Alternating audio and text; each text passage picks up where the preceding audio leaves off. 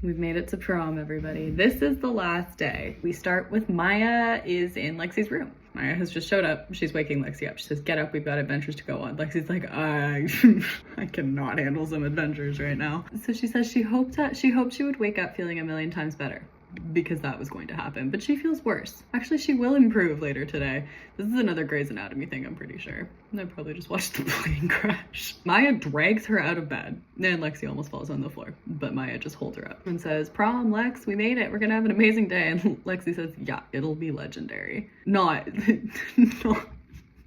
she is saying it in that tone of, yeah, it's gonna be great. I feel amazing. And Maya says, you'll feel better once we get moving. Oh, she is on oxygen now. At least my daytime oxygen tank. Maya says, you'll feel better once we get moving. Lexi says, all signs point to the contrary, darling. Come on, we've got a full day booked, is Maya's response as she drags Lexi to the closet. Lexi says, I don't really think I can handle a full day. Maya says, babe, it's your prom day. You deserve to have an amazing time. We're gonna make it happen, but it's not like we're going skydiving or swimming with sharks. Those are some very extreme examples. Probably wouldn't be doing that even if she wasn't dying. That's a lot. Nobody needs to go swimming with sharks right now. That really has nothing to do with prom, does it, Maya? Get dressed, we'll go easy on you, I promise. We're finishing strong, guys. She is wearing a pair of leggings, a fuzzy green cardigan, the leggings and the cardigans. Oh my god. With a brown belt and a pair of black flats and a black bandana around her forehead. That is the most extensive description in this whole thing. And I think we're gonna get another one on the night of prom. And we can't get any more after this because she will be dead. This is the final outfit of her life, technically. I mean, her prom dress is the final outfit of her life. That's kind of cute. Oh, and she brushes her teeth. I'm sorry, I was just about to say, wow, but she doesn't brush her hair though, and then I remembered.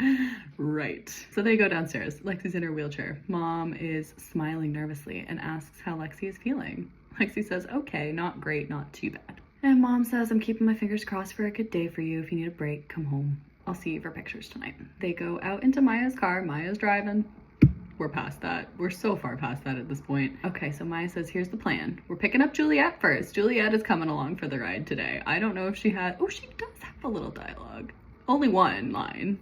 Oh, no, she's chatting in this scene. This is it. Juliet is finally here. It is the last day of the book, but Juliet is finally making her appearance. So they pick up Juliet. They're going to, okay, they have appointments at Maya's mom's spa. Apparently Maya's mom has a spa. Then we're going back to Maya's place and we're doing makeup and hair. Reagan and Sebastian want to split up for the afternoon, so Reagan's coming to get ready with us. Boys are coming to my place for 5. We do pictures, we go to prom. Maya's energy is starting to infect Lexi. Ooh, we don't want an infection. None of that. So Lexi's starting to feel better. Ooh, that's a hint. Anybody ever heard of the surge? She will explain it later. Okay, so they get to Juliet's house. Maya says, morning, beautiful, and Juliet says, hello, lovelies, as if they've been best friends this entire time. They crank up the music, they go to the spa, and by the time they get there, Lexi is starting to feel more and more like a normal person. Maya says, we have arrived! And she and Juliet go to get the wheelchair. Another thing that is as irrelevant as it gets, just that I saw Reagan's name. A very, very irrelevant fun fact is that in this version, it is spelled differently. There is no E in it. It is spelled R-A-G-A-N versus in the real version, it is R-A-E-G-A-N. That is a change that I made that apparently mattered. Okay, so they get to the spa. Maya and Juliet go to get Lexi's wheelchair, and Maya says, you know what, I'll walk. And Maya says, we don't really want you to wear yourself out. And Lexi says, it's like 4 steps, I can do it. I think it's a little more than 4 steps, but she does it. And she sits in a waiting chair. Maya goes and checks her in. They go and sit into a room with mud baths, and they change into complimentary underwear and bra from the spa. That's kind of gross. Is that real? I've never had a mud bath at a spa before. Seems kind of strange to be wearing complimentary underwear and a bra, but what else are you gonna do? Okay, they get in the tubs. Lexi, feels a little bit of strength coming back from the mud bath. Why weren't we doing mud baths instead of chemo this whole time? Maybe that's the key. Maya says she could so get used to this. Lexi says no matter how tired she feels, nothing's gonna stop prom from being anything less than perfect. They get out of the tubs, they go take a shower. Lexi has a stool. I'm adding in a lot of little things to make sure that it's not seeming like I've just forgotten that she's actually about to die and, just completely fine. Little things where I'm just like, yeah, there's a stool, so I'm fine to take a shower. And they redressed in fluffy white robes, so more wardrobe changes. Then they sent a picture to the boys. Oh, picture makes its way to Maya's Instagram page. I don't think I ever wrote Instagram posts for Maya, but if I had, that would have been on there. Then they go get facials. Lexi falls asleep halfway through, but it was nice nonetheless. And then they go to the nail parlor, and Juliet gets clear nail polish, Maya gets bright red, and Lexi goes in between with a gentle dark blue. Finished at the spa at 1:30 p.m. 3.5 hours before the boys would be at Maya's. So we hook up the phone and we get to Maya's house and we talk about the plan of attack. Maya asks, how are you feeling? Lexi says she is okay. She has no idea where it came from, but all throughout the spa treatment, she'd been feeling stronger and stronger again. Why didn't we go to the spa from the get-go? Doesn't know if it's because of her excitement. Juliet says, okay, should we do our hair first? And then immediately Maya and Juliet both look really guilty. And Lexi says, it's not a dirty word, you crazies. And then Reagan shows up and says, dirty word? How dare you? So Lexi and Reagan hang out for a little bit while Maya and Juliet go to do their hair. Lexi falls asleep. And a little while later, they wake her up because Lexi's mom has just brought all of her stuff over. Oh, and she has a wig. Couldn't wait to look like myself again. Okay. It looks just like her old hair. And then they do her makeup. Juliet and Maya put her makeup on. Juliet says, this is such a good color for you. Lexi says, thanks, Jules. That's new. Can't wait to see your makeup. Juliet says, well, it's nothing special. It'll be okay. Juliet's a chatterbox all of a sudden. This is the most dialogue Juliet has had in the entire book. Okay, and then says, Maya, are you really using that color for her lips? And Maya says, are you questioning my makeup guru skills? And Juliet says, I think you should use a brighter red. She has really pale skin. It'll look better. This is half a page of them doing their makeup. More than half a page. Juliet finds the right color of lipstick for Lexi. Maya puts it on, tells her to blot, and she does. Maya says, Lexi, you look so beautiful. Reagan says, hate to break up the party. Boys are coming in half an hour. Let's hurry up. Maya says, just watch me. Then they put their dresses on. Okay, so Maya's dress is bright red, as are her nails. Hugged her waist, perfectly captured her personality because it's red. Maya hasn't been drinking in a while. I guess that's because they haven't had a party in a while. So Maya has a bright red dress that hugs her waist, and that perfectly captures her personality. The personality that we did not ever develop. I love to party. Anybody remember the horses? She still loves horses, but have we ever mentioned it again? No, and we won't. Does it say what Lexi's dress is? It doesn't. It can't be right. It doesn't. It just says that it's green. Okay, so by the time boys arrived, Lexi's feeling self-conscious. Wasn't used to wearing a dress and didn't look good anymore. She's skin and bones, emanated a sickly white hue, various scars from all the needles. But if I looked like a zombie, no one seemed to care. They gushed over how great my dress was the whole way to the backyard. No, of course they don't seem to care. They're not gonna, look at you and say, wow, you look like shit. That's not what they're not going to do that. Nobody's gonna do that. They go outside. Boys are waiting in Maya's gazebo. Eyes went straight to Nate, of course. He is sitting apart from everyone with a corsage. Suit was perfect. My tie matched the green of Lexi's dress. So yeah, Lexi's dress is green. The second he saw Lexi, his eyes go wide and he freezes in his tracks. So they walk across the yard. She's just walking everywhere today. Maya and Reagan help her. She goes to see Nate. Okay, this was another line. This was really important to me that he did not tell her she looked beautiful. He says, you're so beautiful. It mattered to me that he wasn't just saying you look beautiful right now. Like, I wanted it to be you're beautiful. Like, I don't know, that just felt actually like that. I think that's the kind of thing that I probably would have still kept in had there been any kind of scene like this. Lexi's like, yeah. Never nervous about what Nate thought of her appearance, but she wants the night to be perfect. And so they start kissing, and then they look over and everybody's staring at them. Lexi says, can we help you? Sebastian says, you look amazing, Lex. And mom's crying. Lexi's mom is there. Lexi's mom wants a million pictures. They take tons of pictures. Yes, okay. I hadn't expected the limo, but in hindsight, I probably should have come up with something like that.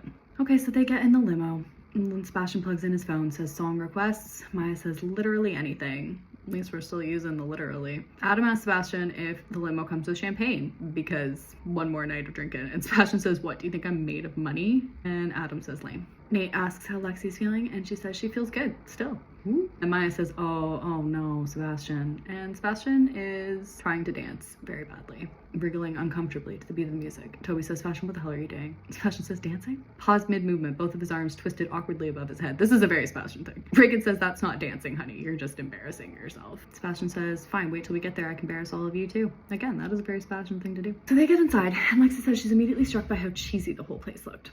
And she was expecting it to be a fairy tale wonderland, but it's actually over the top. Okay, so the whole thing with this story, at least with the first half, is that the way that I'm doing it is I'm taking kind of the family, the school, the band, all of these different parts of her life, and they're all going up and down at the same time. So when her family's having a really good time, the band is struggling. When the band is doing really well, her family is struggling. You know, when things are going really well, she's having a tough time in school, she's not sleeping. It's all of these things. Nothing is ever perfect. It's all kind of working around each other, even though obviously there's so many good moments and those are all scattered through. We get to homecoming. She has that perfect moment. It's all kind of come together. And then from there we go into the Cancer stuff. And then there's all that, you know, all the grief, all the awful things, but the good moments are still in there. And then that all kind of comes together with the conversation with Cameron, and from there we jellyfish. But this line of how Lexi thinks Prom looks over the top, that is kind of how I was trying to do the whole, it doesn't need to be perfect to be good. That is that essentially in this version. That is the reason the line is in there. I know I was thinking that, but it's 2 sentences and that's the extent of it. Again, this is the same as Lexi's character development. This is all of this development really is, the development is very, very short, and then for the most part, a lot of it is just fluff, which is kind of what I had intended a lot more of this one to be fluffy. But what can you do? Okay, it is explained a little bit differently, but I do know where my brain was at with this, and that was, you know, I don't want it to be perfect because it doesn't have to be. Guys have brought her wheelchair up, but she is still on her feet. That's actually a very bad sign, and she will elaborate on that later. It's not, we already know she thinks the decorations are a bit much, but it's good enough. Sebastian asks Lexi if it's everything she dreamed it would be, and she said it's perfect. But then she says if she'd actually slowed down to think about it, it wouldn't have been as great if the decorations weren't lame. It may have felt like a fantasy world, but prom was the one night I didn't want to be in a dream state. We were alive, everything was real in a way that made it more amazing than I ever thought it could be. So I do think that was kind of where I was going with that, is that, you know, perfect isn't real necessarily. You need to take it as it is, but that is how I did it. So they have dinner. She's not hungry. Obviously, she eats a little bit of salad. I watched everyone attempt to pick out the edible bits of their chicken. That may have been a small callback to my own prom. I think we did have chicken, and I think it was quite gross. So that may have been a little throwback to, yes, my own prom. Yeah, watch them attempt to pick out edible bits of their chicken and spill their glasses of water all over the white tablecloth. At least it's just water. Then in brackets it says, no one said we were a classy group. Prom. Floor opens for dancing. Everyone flocked to the center. Space became hot and sweaty and filled with the twisting bodies of dozens of teenagers in full-length gowns. That is prom. Kind of a ridiculous sight. Everyone dressed like they were attending the fanciest gala of their lives, but still moshing to the beat of some classic rock song or getting suspiciously close to their significant others. But it was prom, and I'd expected nothing else. That is kind of what prom is like. Sebastian says we're dancing, and Lexi goes. Lexi just gets up and goes out on the dance floor with her oxygen tank. Nate and Sebastian come on either side of her and basically, you know, hold her up. And Lexi says, guys, I can stand for a 2-minute song. Can you? You are actually about to die. She is less than 12 hours away from death, but she can stand for 2 minutes. And Sebastian says, what are you talking about? We're dancing with you. Lexi says, all right, I can live with that. Just don't step on me. That's cute. I still think that's cute. Oh boy. Okay. This next scene. I do think this is a scene, I know I edited it quite a bit, but I do think this is one of the ones that I wrote right at the start. This is our kind of final Lexi Nate scene. So it's the end of the night, last slow song. The DJ tells him it's gonna be the last slow song, and Nate asks Lexi to dance with him. And she says she's getting tired, but she doesn't want to say no. This girl is just going for it. She is, what a night she's having. They go out on the dance floor. Nate asks what Lexi thought was prom. Was it what you wanted? She said it was amazing. He says, you're doing really well. Didn't think you'd have enough energy to last this long. She says, what can I say? I'm just that impressive. Oh, geez. Here we go.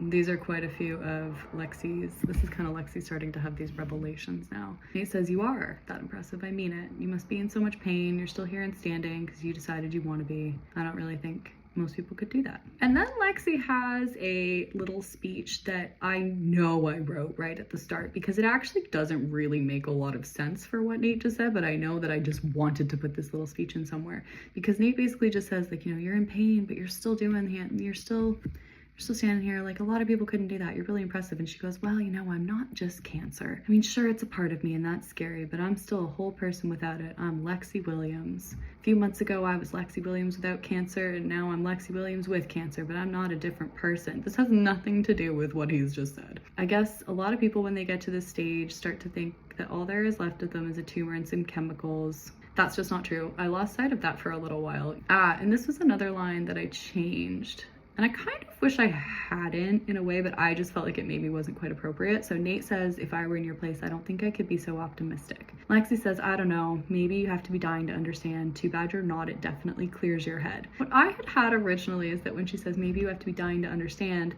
too bad you're not, it's actually kind of cool. So Nate just says, don't even joke about that. This isn't funny, Lex. Oh boy. He says this isn't funny. Lexi says, relax. We all have to find a way to deal with this. I guess I enjoy using a little humor sometimes. I get it. I just wish you didn't have to, says Nate. Lexi says, I know. And then she says, thank you for this. As far as last dances go, it's pretty perfect. Nate says, that doesn't have to be the last one. She says, Nate, I can't really afford to be unrealistic anymore. It's gonna make this harder. And then he says, but it's so fast. I just got you back. I'm not ready to say goodbye yet. She said, no one's saying goodbye. I still have some time. Yet you got like 5 hours. Ugh. Oh, Nate. Nate says, are we going to waste it pretending like nothing's about to change? Lexi thinks that means they're going to break up again. She says, what do you mean? What would you rather do? And Nate says, let's get married.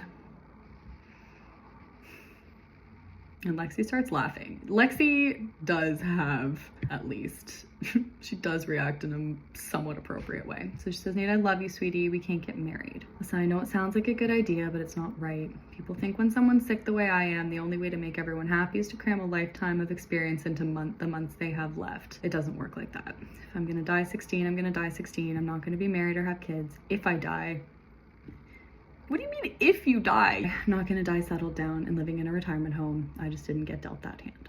She is quite accepting up to this point as well. And Nate's still sad. He says that doesn't mean we can't dream about it. And Lexi says, I actually kind of like this line as well. Lexi says, for what it's worth, if I weren't sick, I could see us having a life someday too. And Nate says, you know, miracles happen, you might survive. And this chapter ends with, I didn't correct him. In that moment, we both needed some hope. I actually still like that. That might be the first time I've actually felt really kind of emotional with this one, but that I do still like that line. That was, again, this is one of the first things that I wrote, I'm pretty sure, was that last little scene. Okay, we're almost there. But she's still going. She still has so much energy. This girl is just, again, I am trying to illustrate this as this is her last kind of surge, because I do think there is that kind of convention of people who are about to die have that last sort of surge of energy. And that may actually also kind of be that last day of her in hospice in this most recent version, but it's not the same. She doesn't go to prom that day. Okay, so, right, everyone has too much energy to end the night. Even Lexi feels buzzed with youth and happiness, and she's not ready for prom to be over. Adam then asks, did we not get invited to the after prom party? Do we think Lexi is up for an after prom party right now? Sebastian says we did. It's just that it's more that we're far too cool to waste our time with that. Maya says, oh, come on, it would have been so much fun. And Nate says, no, Sebastian's right. We party all the time, so tonight should be different. At least you recognize it. Toby says it should be Lexi's decision. It's her prom. Lexi says it's not my prom, but it kind of is. Nate says, what do you want to do, Lex? She says, I want to sit with you guys somewhere like a coffee shop or something like that. Oh, this is another scene. I actually do still think this is kind of funny. They go to a coffee shop. Oh, they're still in the limo. But they bring her wheelchair in because the limo is now off duty. We needed to find our own ways home. They're just gonna figure that out. They get their drinks and they sit in a booth in the back of the store. And Adam gets a drink.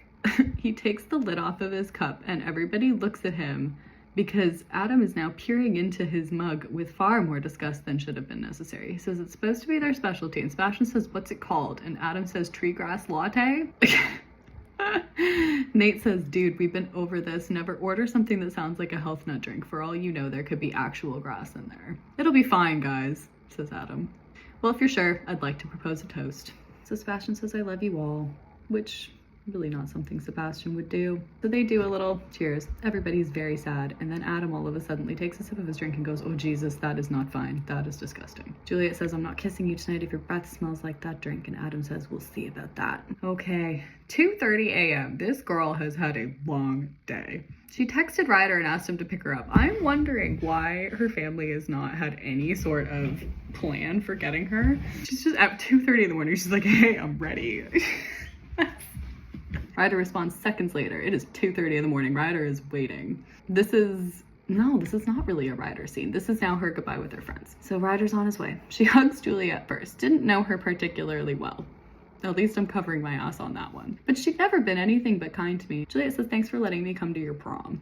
Lexi says, I'm really glad you came. Moves on to Adam. Thanks for all the jam sessions. It's so weird to not have her in the band, especially as I start editing and I realize just how big of a deal the band is in this real one. Adam says, hey, they're not over yet. Damn straight they're not, says Toby. You better be there on Monday. Lexi says she will. That's her goodbyes with Adam and Toby. And then she hugs Reagan next. And he says, oh, Lexi, you're fabulous. And she says, only because I have you to guide me, because Reagan has been around and very prominent in the story, guiding Lexi.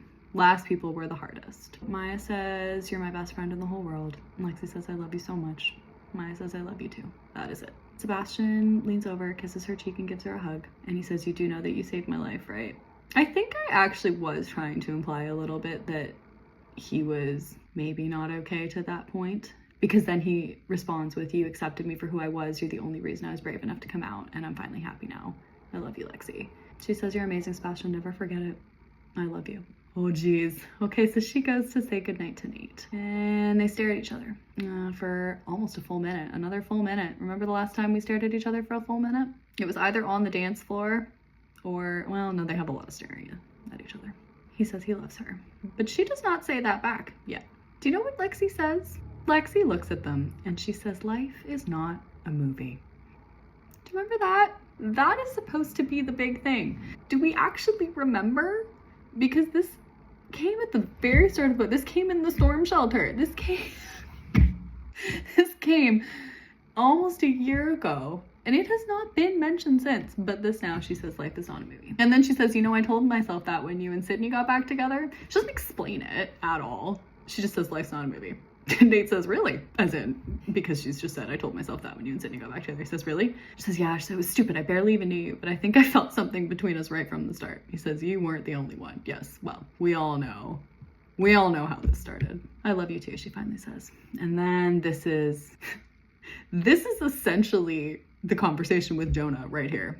It's about 3 sentences, maybe 4. So she says, I love you too, and just so you know, life may not be a perfect movie, but I think that's okay. I think it's better. It's real and it's hard and it's so beautiful. We made it beautiful.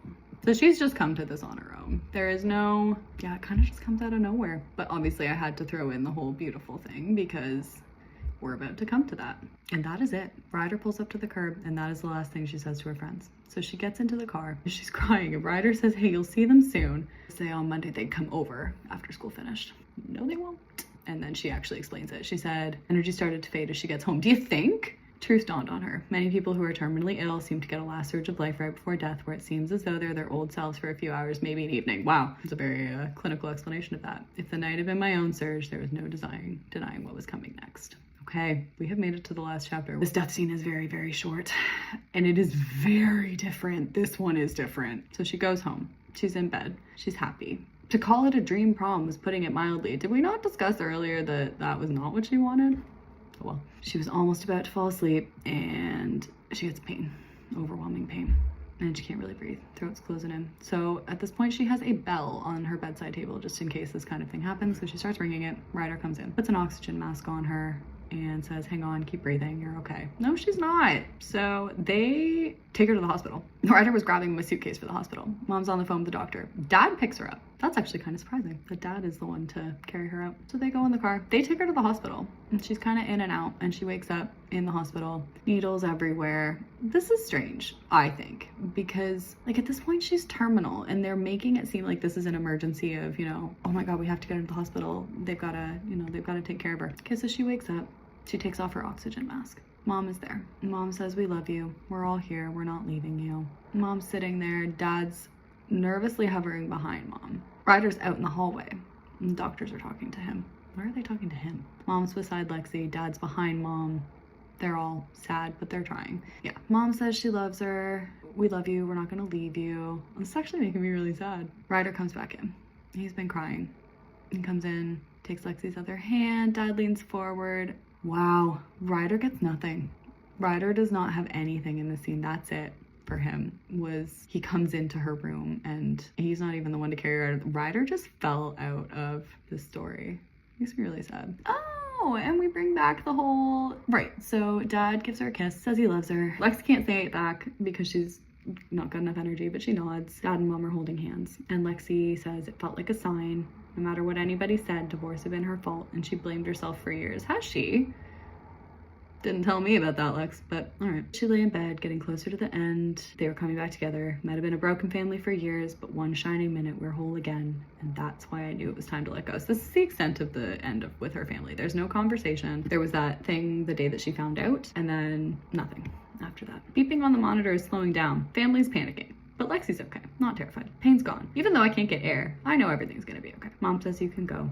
You can go, it's okay. So she closes her eyes, holds on to Mom and Brider's hands. Noises of the hospital started to drain away, and the world I loved so much slowly started to fade to black. This is actually kind of making me sad. I don't like it, really, but this actually is kind of getting me. Unknown was stretching in front of me. It wasn't scary anymore because in that moment, I was free like I'd never been before. And that's it. That is her death. And now we have the epilogue. This again is one of the very first things that I wrote. And fun fact, there was a song for this one, and it is the kind of song that, again, like with Brighter Days, I can actually see the scene as if it's in a movie, and I do have like I do have a visual sort of storyboard of it. The song is See You Again by Carrie Underwood. I can still listen to that one. That one doesn't, I still can't do Brighter Days. Still can't handle it. Okay, so the funeral is written from Nate's perspective.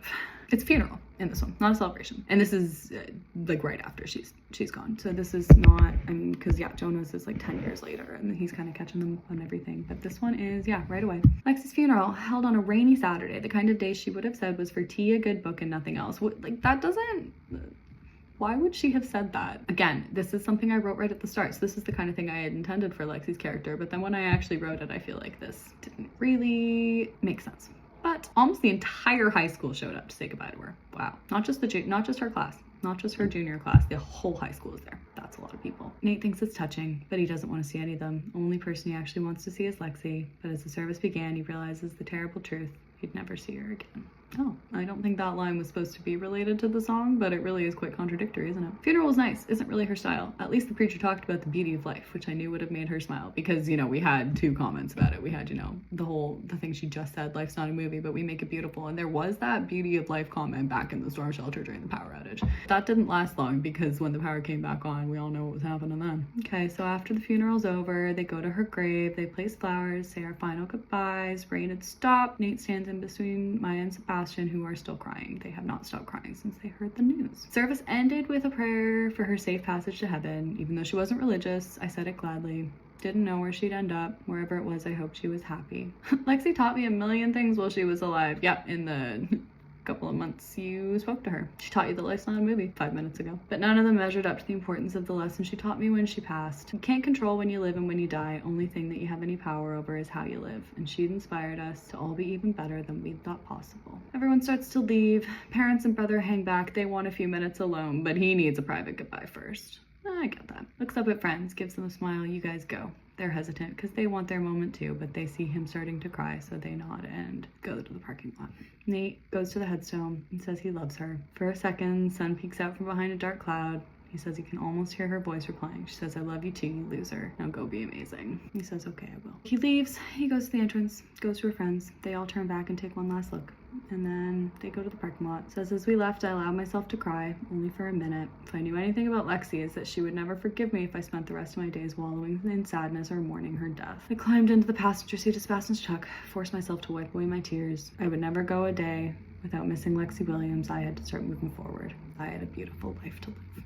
That is it. That is the end of the original Beautiful Lives. Obviously, there were a couple of lines that we did put in. Obviously, that last line is kind of the same, not the same, because in this one, he just says, I had a beautiful life to live. And I think actually in this most recent version, when it's we, that is much more fitting. Obviously with the title, obviously with the fact that it's actually supposed to be that the family grew because of her, right? They're all still a family. And with Jonah, right, with, you know, with the fact that he is able to kind of be integrated with all these people and be comfortable with all these people, that's a really big deal for him, and that is something that Lexi kind of did for him. I think it's much more accurate, but again, no Jonah in this version. So that is it. That is how it ends. That is the original Beautiful Lives. That was, well, that wasn't the beginning. Obviously Titanium was the beginning, and now look what it has become. Wow, what a ride that was. What a ride writing that was. But that is Beautiful Lives.